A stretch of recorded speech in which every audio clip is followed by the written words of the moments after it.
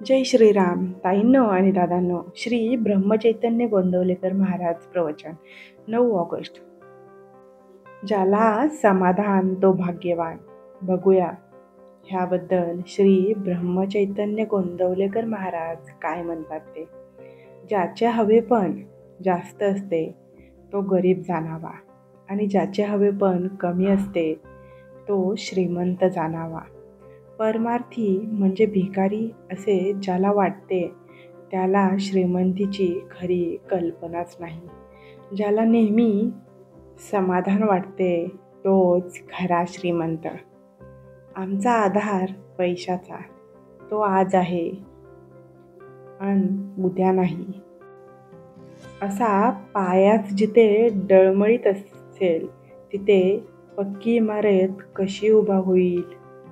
श्रीमान याचा अर्थ भगवंताशिवाय श्री असणारा असा होऊ नये. यांची श्रीमंतींनी काळजी घ्यावी. खरे म्हणजे समाधान हाच खरा पैसा, हीच खरी श्रीमंती, हेच खरे भाग्य आणि हेच खरे ऐश्वर्य होय. ज्याला समाधान जास्त तो जास्त भाग्यवान समजावा. समाधान हे आपल्याला घ्यायचे असते. दुसरा कोणी ते आपल्याला देऊ शकत नाही. खरोखर समाधानासारखे औषधच नाही. ते मिळत नाही म्हणून इतर औषधे घ्यावी लागतात. काळजी नाहीशी झाली की अखंड समाधान, शांती आणि आनंद मिळतो. पैलवानासारखा दिसणारा एक गृहस्थ होता. त्याला विचारले तर तो म्हणाला, अहो मला मधुमेह झाला आहे. मी आतून पोखरलो गेलो आहे. त्यापेक्षा तुम्ही बरे.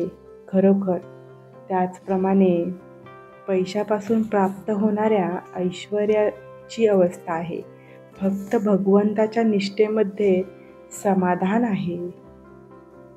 ते राजवाड्यामध्ये नाहीच नाही, पण ते झोपडेमध्येही नसेल.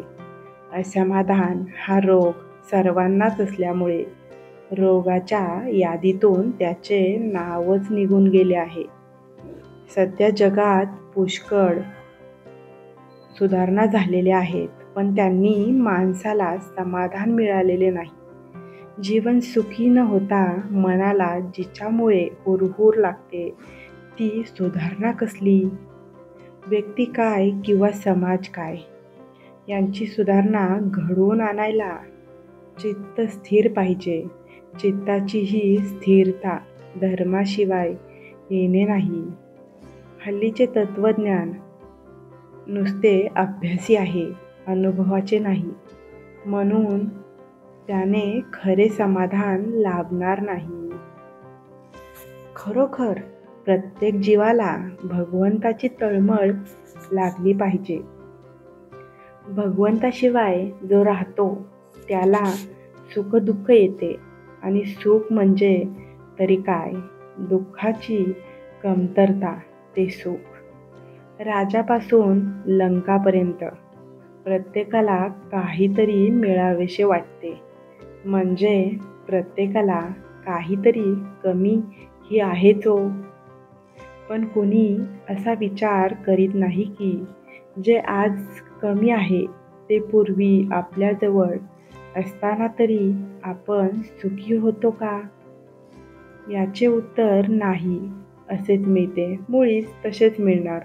ताजी जिलेबी कल्पनेने खाण्यापेक्षा शिळ्या जिलेबीचा तुकडा प्रत्यक्ष खाण्यामध्ये जास्त समाधान आहे. बुद्धीचा आनंद हा उपाधीचा आणि कल्पनेचा आनंद आहे. भगवंताचा आनंद हा उपाधिरहित आहे. हा आनंद मिळवायला भगवंताला फक्त आणि फक्त शरण जाऊन त्याच्या नामात राहणे हा एकच आणि एकच उपाय आहे. बोधवाक्य. नामस्मरणाच्या योगाने आनंदाचा आणि समाधानाचा लाभ सहजी होतो यात शंकाच नाही. गोंदवलेकर महाराज की जय. आज आपण पाहणार आहोत एका भक्ताचा असा अनुभव जो गोंदवलेकर महाराजांच्या कृपेची साक्ष देतो. ही गोष्ट आहे पुण्यात राहणाऱ्या एका भक्ताची. बघूयात ते काय सांगतात ते. अनिलराव देशमुख हे त्यांचे नाव. अनिलराव यांना 2018 साली एक मोठा आजार झाला. शरीरात त्राण राहिलं नव्हतं. डॉक्टरांकडून उपचार सुरू होते, पण सुधारणा काहीच होत नव्हती. एका रात्री त्यांच्या पत्नीने गोंदवलेकर महाराजांचा फोटो उशाशी ठेवून अश्रूंनी प्रार्थना केली. महाराज, आमचं सर्व काही तुमच्यावर सोडलं आहे, कृपा करा. बघूया तर मग पुढे काय झाले. त्या रात्री अनिलराव यांच्या स्वप्नात गोंदवलेकर महाराज आले.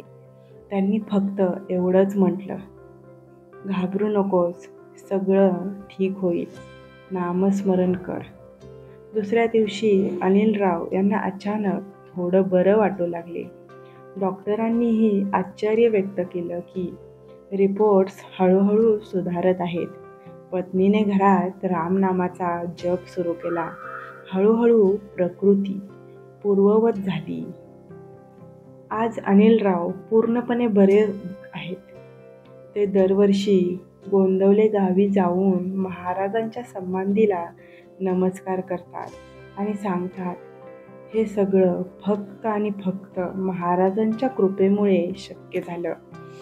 ताई आणि दादांनो, महाराजांवर श्रद्धा ठेवा, निस्वार्थ नामस्मरण करा. संकट असो वा दुःख, त्यांनी हात धरला की रस्ता आपोआपच सापडतो. तुमच्याही आयुष्यात गोंदवलेकर महाराजांनी अशीच कृपा केली असेल तर नक्की कमेंटमध्ये सांगा. कमेंट करायला अजिबात विसरू नका. व्हिडिओ आवडला असेल तर लाईक, शेअर आणि सबस्क्राईब करायला विसरू नका. जय गोंदवलेकर महाराज. प्रवचनाच्या शेवटी आपण सर्वांनी मिळून श्रीरामाच्या नामाचा जप करूया 11 वेळा. श्रीराम जय जय राम, श्रीराम जय जय राम, श्रीराम जय जय राम, श्रीराम जय जय राम, श्रीराम जय जय राम, श्रीराम जय जय राम, श्रीराम जय जय राम, श्रीराम जय जय राम, श्रीराम जय जय राम, श्रीराम जय जय राम, श्रीराम जय जय राम. श्रीरामाच्या चरणी नमन करून मी आजच्या प्रवचनाचा शेवट करते. धन्यवाद.